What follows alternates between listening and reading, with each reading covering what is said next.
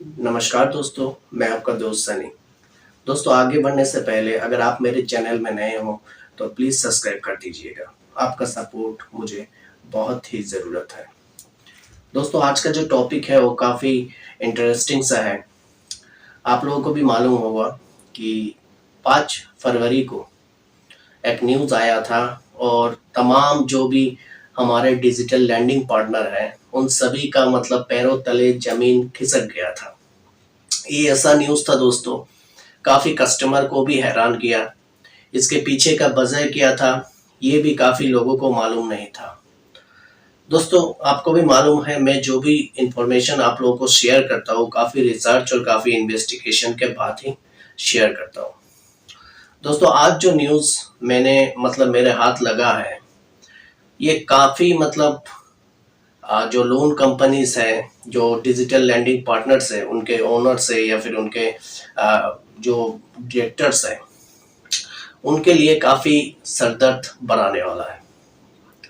दोस्तों 94 loan apps जिन्हें मैती द्वारा, जो ministry of electronics and information technology, जो बैन लगाया गया था, वो अचानक दोस्तों कुछ ऐसा हुआ था जो हमें भी नहीं मालूम था कि ये अचानक हुआ कि वो रिवोक भी कर दिया गया। आश्चर्य तो तब हुआ कि एक दिन बाद ही उन लोगों को मतलब अनबैंड भी कर दिया गया।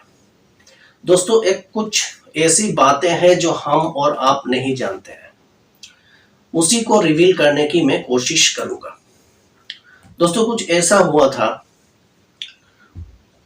Ministry of electronics and information technology सरकार द्वारा उन्हें एक कुछ मतलब आप कह सकते हैं कि हिंट्स प्राप्त हुआ था कि कुछ डिजिटल लैंडिंग पार्टनर्स चाइनीज जो है मतलब चाइनीज एंटिटी या फिर चाइनीज पेरेंट कंपनी उनका हो सकता है।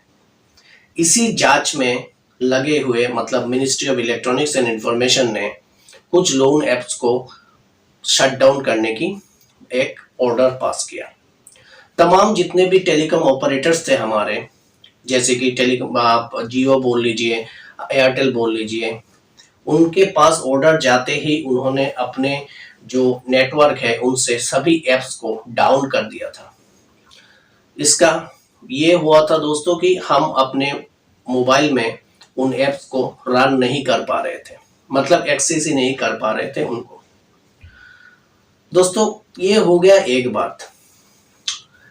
जब हमें ये न्यूज़ मिला कि ये सब अनबैन हो चुका है, एक्चुअली उसी दिन मैंने आप लोगों को शेयर भी कर दिया था कि मैं पेमी इंडिया का आपको बताऊं, पेमी अंडर इंडिया का यही कहना है उनके स्पोक पर्सन का कि उसी बैंड लिस्ट पे पेमी इंडिया कभी था ही नहीं।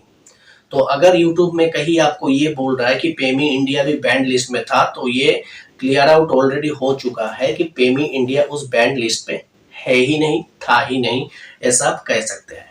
ये उनका पॉइंट ऑफ व्यू है, मैं बस जो पढ़ा हूँ वही मैं आपको बता रहा हूँ। अभी दोस्तों कुछ एप्लीकेशंस हैं, जैसे कि मैं अगर आपको नाम बताऊं, वो है क्रेडिट बी, लेजी पे, किस्त, और हाँ पेमी का भी यहाँ पे मैंने नाम मेंशन इसलिए किया है क्योंकि लोगों में काफी डाउट्स है, पर बैंड लिस्ट पे उनका नाम नहीं था, ये उनके ही स्पोक पर्सन द्वारा मतलब उसे क्लेरिफाई किया गया है। दोस्तों एक बहुत ही मतलब आप ऐसे कह सकते हैं एक इंटरेस्टिंग सा न्यूज जो मेरे हाथ में लगा है।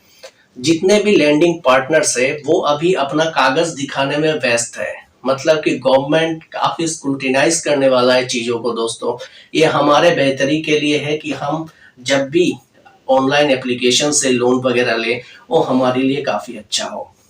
और गवर्नमेंट ने ये हिदायत भी दिया है आरबीआई को कि जल्द से जल्द एक व्हाइट लिस्ट का मतलब एक निर्माण किया जाए, ताकि वही लोन एप्स प्ले स्टोर में रहे जो लेजिट हो, मतलब जो लीगली करेक्ट हो और आरबीआई के सभी गाइडलाइंस का नियम पालन करता हो।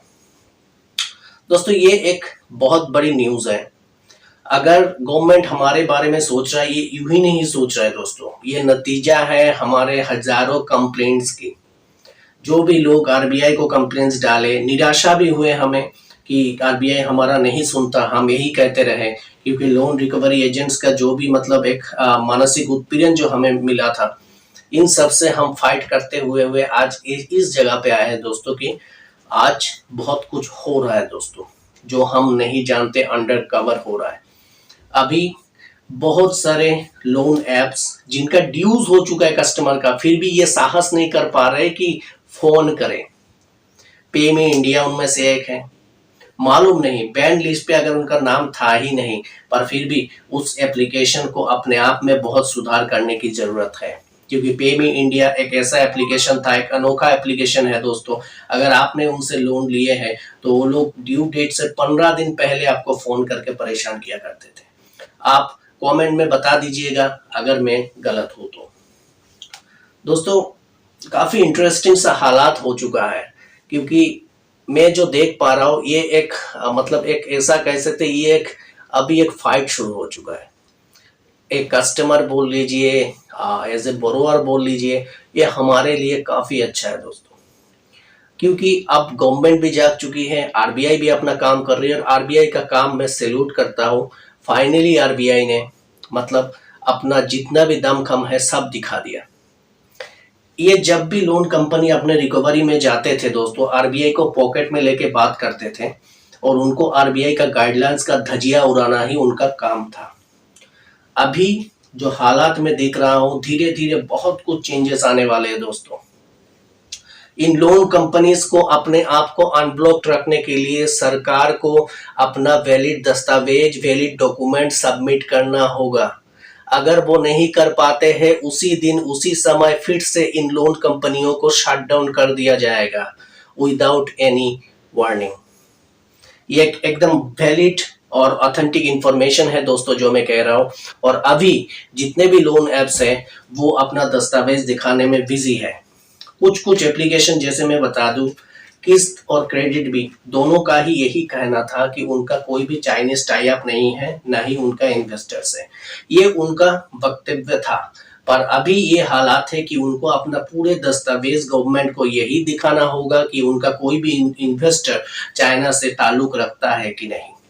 ये हमारे लिए बहुत ही मतलब एक सुकून का पल है दोस्तों, क्योंकि हम आने वाले फ्यूचर में या फिर आने वाले कुछ महीनों में ही हम वो सब लोन एप्स को ही प्ले स्टोर में देखेंगे जो लेजिट होगा और जो हमारे बारे में सोचेगा। कस्टमर, आरबीआई का एक रूल ये भी होता है, अगर कस्टमर रियली और जेन्युइन फाइनेंशियल क्राइसिस में हो तो उस पर थोड़ा सा सिंपैथाइज होना चाहिए। पर ये लोन कंपनियां जब भी अपना रिकवरी में जाता था दोस्तों, ये लोग सिंपैथाइज नहीं होते थे और कस्टमर को मानसिक उत्पीड़न का शिकार होना पड़ता था। दोस्तों ये जो न्यूज मैंने पढ़ा था एक आर्टिकल, ये काफी मतलब जेन्युइन है, और मुझे इस चीज की सुकून है कि मैं आपको ये इंफॉर्मेशन दे पाया। कुछ लोगों का ये भी भ्रम है कुछ एम पॉकेट को लेके। एम पॉकेट का भी फिलहाल वही है दोस्तों। 94 लोन एप्स जो भी हैं उनमें से कुछ ही को अनबैंड किया गया, बाकी सब वही जगह पे है। एवेल फाइनेंस जो है, ऑल आउट एवेल फाइनेंस, उसका कोई भी न्यूज मेरे हाथ में नहीं लग पाया है, तो मैं ये दावे के साथ नहीं बता सकता कि वो लोग अनबैंड हुए हैं कि नहीं। लेजी पे को अनबैंड किया गया, क्रेडिट भी और किस्त को, इतना मुझे फिलहाल मेरे पास ये अपडेट है।